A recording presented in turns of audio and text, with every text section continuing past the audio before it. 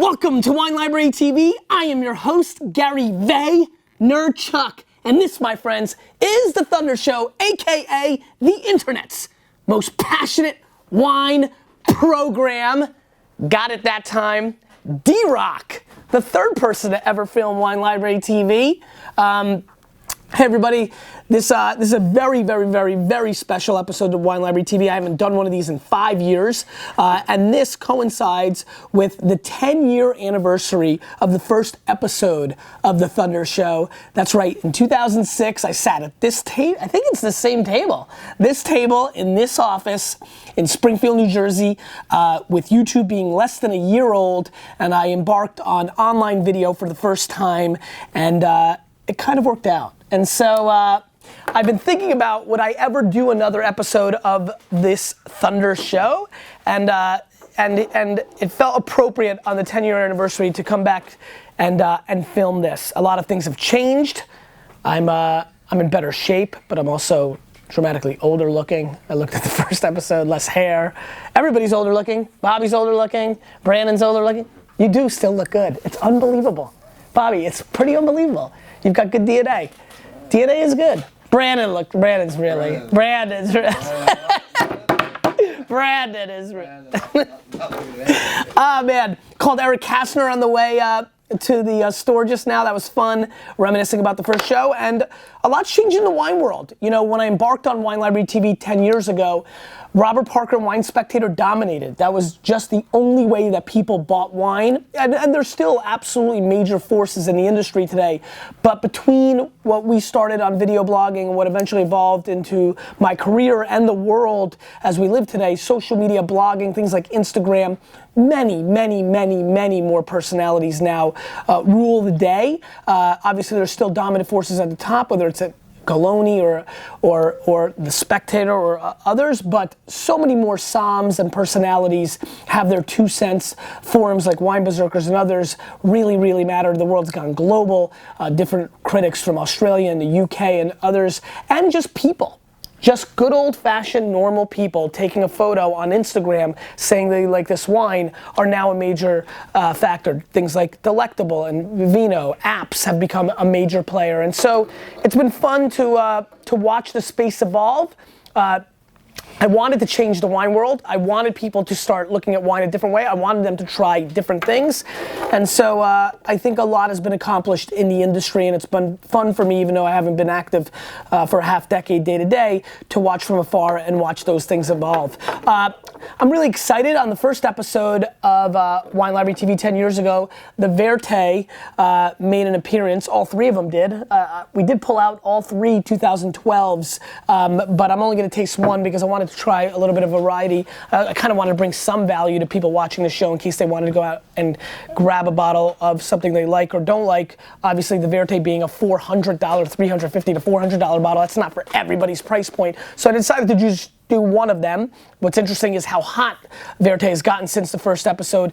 It's one of the real kind of sought after cult wines in all of California now, and Parker, continuing to review, scored this last wine 100 points, which is unheard of. I'm not even sure in the 1,000 episodes of Wine Library TV I even tasted a wine that got 100 points, Parker, maybe one or two. So that's going on. So I think we should get right into the show.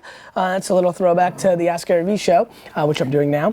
Aroha, one of the great cult wines in all of California. This is their Sauvignon Blanc 2013 Advil Vineyard. Sauvignon Blanc from California was always one of the funny memes on my show because I was a huge anti-advocate of Sauvignon Blanc from California. On one famous episode, somewhere between 400 and 700, I even told and pleaded in this camera and told every single California winemaker to rip up all of their Sauvignon Blanc. They didn't listen, and I weirdly evolved. My palate's changed a lot in the last 3 or 4 years as I've gone more consumer end than profession end, and I've found myself enjoying some of these Sauvignon Blancs from California. So it scored 91 points by Antonio Galoni. It's $84.99, which is outrageously expensive for California Sauvignon Blanc. We went super premium today. but it is from arguably one of the 5 or 6 best producers in all of California. Today's theme is California. I felt very USA'd out. I thank the USA for the opportunity of all the things that happened to me, and so I wanted to go Cali on episode 1001. Let's give it a sniffy sniff. Ooh, is there any wristbands, Bran? Can you find one? That'd be fun. Old wristbands from the show. That gotta be able to find one, right?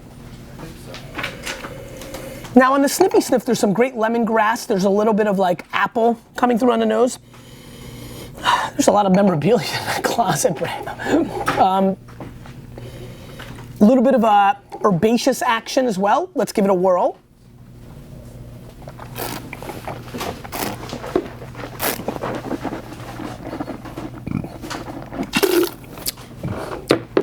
Nice structured acidity, very clean, but I've got to tell you, I am taken aback by the alcohol spike on the mid palate and the very kind of, you know, I would almost say too aggressive acidity on the transition from the mid palate to the finish. This is actually slightly disappointing as the first wine of the show.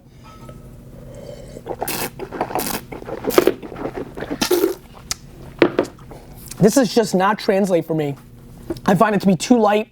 I've had the luxury of having 4 to 5 Sancerres in the last 6 to 12 months that I thought are better than this wine, that were in the mid-20s. This is a very awkward scenario, kind of getting back in the saddle, and right off the bat, the wine is heavily disappointing. I don't see this as a 91-point wine. I see this as an 86-point wine. I see this as, sorry Bobby, I know it's tough. Bobby's face was just amazing. Yeah, I see this as an 86-point wine. I think that this is super boring, very, very basic, not bringing a lot to the table for me, and is a triple pass because I wouldn't be excited about this wine at 20 bucks, let alone 85. Let's move on. D-Rock, this is what happened on the show. Like, we kept it very real. It'd get awkward. Let's get into it. Hudson Winery, 2013 Napa Valley Carneros estate-grown Chardonnay. Hudson Vineyard is one of the great vineyards in all of California. Some of the best producers of California Chardonnay, Kistler, Aubert, Kongsgaard, are producing wines from this vineyard. They've always been making their own wine. This is a $55 bottle of Chardonnay. They've always been making their own wine. This is 94 points Parker. They've always been making their own wine, but it's never been that sought after. It's very small production. Most of it stays in California. I'm not sure even, Brandon, how you bought this. I'm excited about trying this. I've only maybe had it once or twice in Cali through the years, in the mid to late 90s. Let's give it a sniffy sniff. You like that? It's funny, right? Really nice kind of papaya and melon flavors on the nose, quite tropical. A little hint of pear. Not a lot of butter on the nose. And that's one of my big admissions from where I've been in the last 5 years. I've been stunned by my interest and my appreciation for over-oaked, oak monster driven Chardonnays, which is embarrassing because really for 5 or 6 years I pounded them in this seat at this table day in and day out, saying that they were the most overpriced, not interesting wines in the world. And somewhere around 2 or 3 years ago at a dinner with Lizzie, I just fell in love with the way the Chardonnay was tasting, and then I kept ordering, and whether it's the Kistlers or the Flowers or the Kongsgaards or the Auberts, I've been enjoying them tremendously. So that's a little update for you original Vaynerchuks. You know, it's a little weird, Brand, how much I actually like them now. Brandon, I like buttery Chardonnays. And you? I do. Okay, very nice. Let's give it a whirl.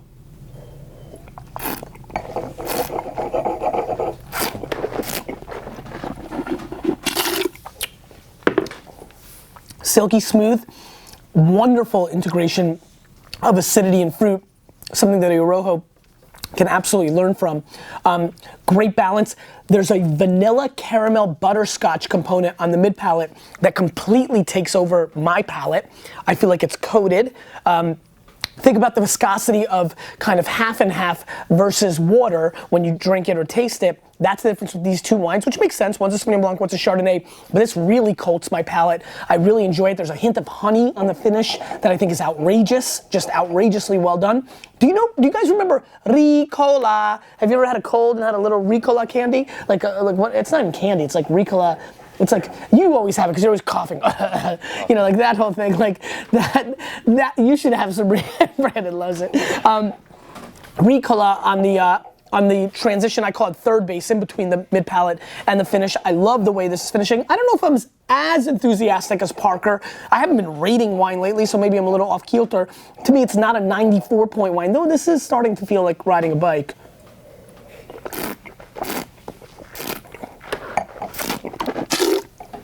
The other thing is, I'm so not used to spitting anymore, and I'm so not used to driving anymore. I'm in New York all the time in car services. Anyway, so funny. I like this wine quite a bit. I would score this wine a 93-point wine, 1 point lower than Parker. I love it. I think it's delicious. And room temperature really lets me taste it a little more chilled. Give me a little Bronzino. Give me a little like whole fish. Give me even some oysters. I know people prefer Sancerre or Rieslings or lighter whites. I've found some really incredible times lately with West Coast oysters and Chardonnay. I'm enjoying that quite a bit. That's an absolute buy at 55 bucks, probably 150, 200 on a list in a restaurant. I would say it's worth it. Let's move on. Let's get into these two big boys. Oh, Bobby, let's go. Let's go. Oh, did you catch that? I still got it. That was lefty too. There we go. The wristbands, Mish. Oh, you will. All right, let's go into the next wine. We're gonna go into two powerhouse California wines. Let's start with the Advil 2012 Napa Valley Cabernet Sauvignon Sleeping Lady Vineyard. This is 133 bucks, only 250 cases made of this small production wine. 93 points Enthusiast, 93 points James Suckling, former major critic for the Wine Spectator, 91 points Parker, made by Chris Phelps, who has made Dominus and Caymus in his career. So you're talking about one of the absolute rock star winemakers. You got it, D-Rock? Yep. Caught it? Yep. One of the absolute rock star winemakers in California. I've been hearing a lot about this. I've not had this before, unlike Verte, which I've had 7 or 8 vintages of. Well, I'm excited to see what this is all about. Let's give it a sniffy sniff. It smells great. D-Rock, let's put Advil Cellars.com. I'll let you take a picture of it before you go, because really, right off the bat, let's actually, you know what, let's hold off on that for a second. Let's give it a whirl.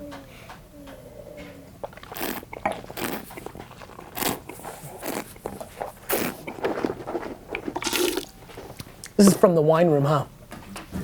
So this is a really nice temperature, chilled down a little bit because it's coming from the wine room. On the nose, you get incredible red, black currant, a lot of flavor, very, very, very intense flavors on the nose, and it hasn't been open that long. We're not even decanting it. I'm actually surprised how much I can get out of the nose given the lack of air and the fact that we aren't decanting it. I would recommend, as I'm tasting this wine, as I'm still tasting this wine, as it continues on its 45-second finish on my palate, for this wine to get 2 to 3 hours of decanting. This is a monstrous wine. The tannins are quite fruity, which is nice.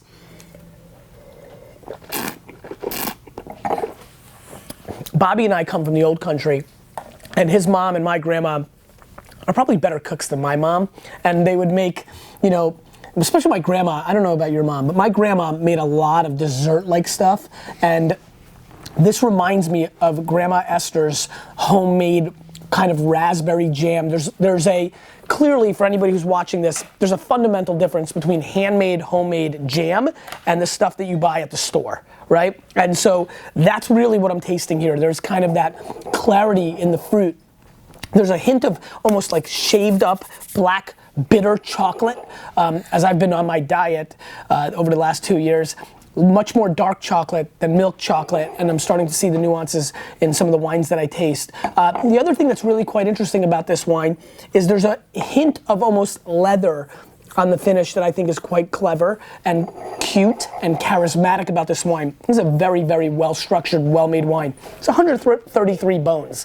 That's not inexpensive, and so I can't run through the fields yelling, you have to buy this wine. Though I will tell you, in comparison a couple of months ago. Big shout out to David Levy, president of Turner, great client of VaynerMedia's. That's why I'm giving him a shout out. No, because I love him. And the guy who took me on the field at the Super Bowl, we got together with a bunch of guys, a bunch of good wine guys, and we tasted a ton of high-end cabs, and gave me a real good context point. 2012, which both of these wines come from that vintage, is an extremely strong vintage. 2012 and 13 shaping up to be monster vintages out of California, really rivaling 2001 and 2002.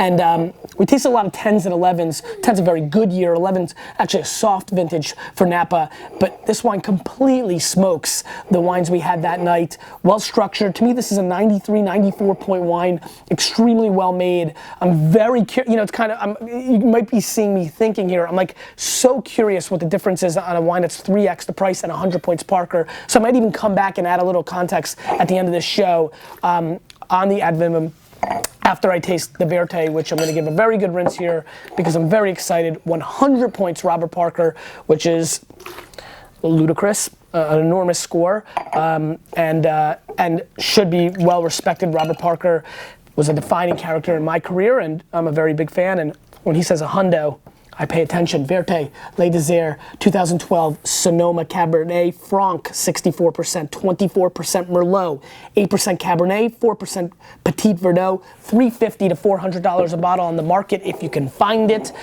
To me, what I'm excited about with this is I tend to be a big fan of wines from the right bank. This has the Cabernet Merlot profile of most Saint-Emilions, so I'm excited about tasting that. Parker in himself, when reviewing this, referred to it, compared it to Ausson, one of the great producers in all of France. Let's give it a sniffy sniff. A little more elegant on the nose than the Advil. A little more subtlety, more strawberry fruit, more red fruit than black fruit that I kind of tasted on the Advil. Very tight as well, like still struggling to kind of open up. Though I do get a charcoal and smoky component in this wine that I did not get in the prior wine. Let's give it a whirl.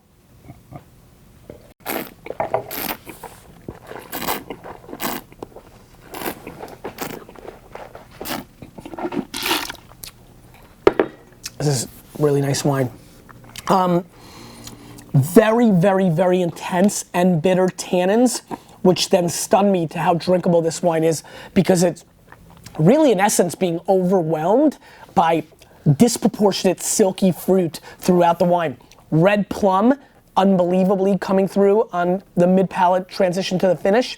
Very well structured. Again, very similar to the Advil, a lot of like chalkiness, which I refer to as dark chocolate a lot of times. You like that? And just very silky. This wine is dramatic. Actually, you know what? Just do a little comparison here. Mish.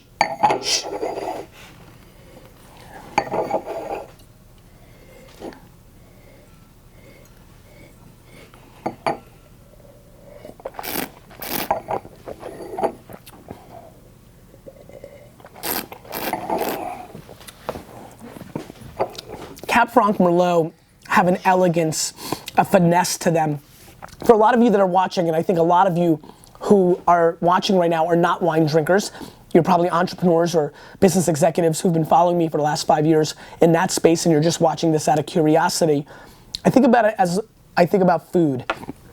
To me, the Advil really represents an extremely well-made Kobe beef steak with a lot of sauce, mushrooms, very structured, big.